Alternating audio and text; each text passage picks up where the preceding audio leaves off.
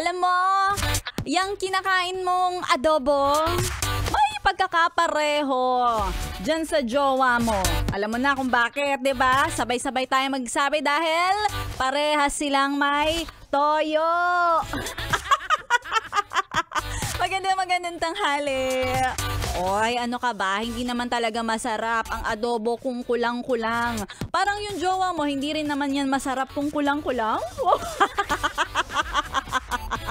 Ay nako, ngayon, yes, friend, ilang araw na lang binibilang natin bago ang Valentine's Day.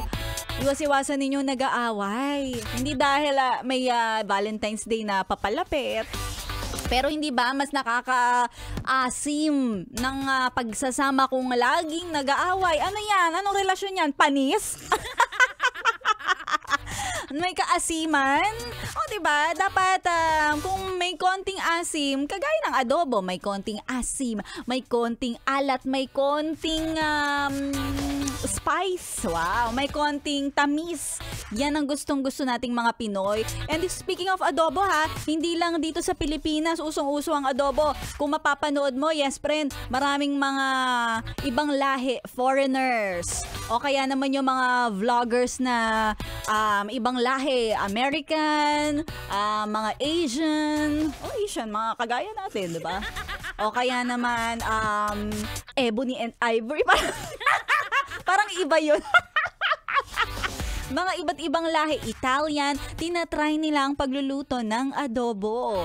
Hindi nga lang adobo, pati sinigang. At nagugustuhan na all over the world ang paborito nating pananghalian. Hindi nga lang pananghalian, minsan inaabot to ng pangatlong araw na luto.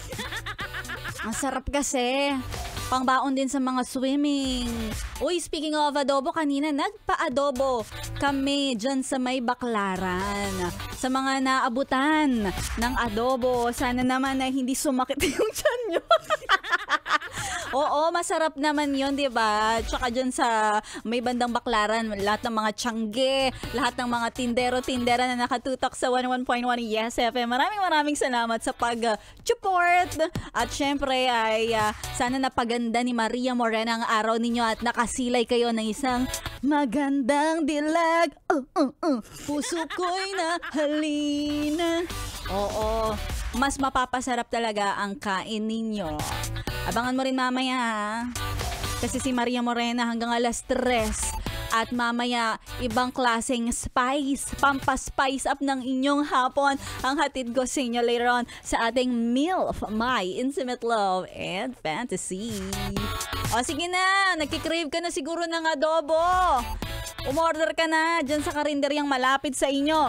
At sa mga nais mag-follow ng mga yes friend ko, you can also follow me on my Facebook page, IG, at DJ Maria Morena. Tapos kung gusto nyo magpa-shoutout, shoutout natin yan agad-agad ngayong araw na to ng Lunes. Kaya naman, maghihintay ako ng inyong mga messages. Follow na me on my Facebook page, ha? Gusto ko yan, ganyan na ganyan. Ha? Alam mo na yan. Hindi na lang tayo magsabi pero alam mo na yan. Tuto ka na sa 101.1 Yes FM. Dalawa ka. 101.1 Yes FM.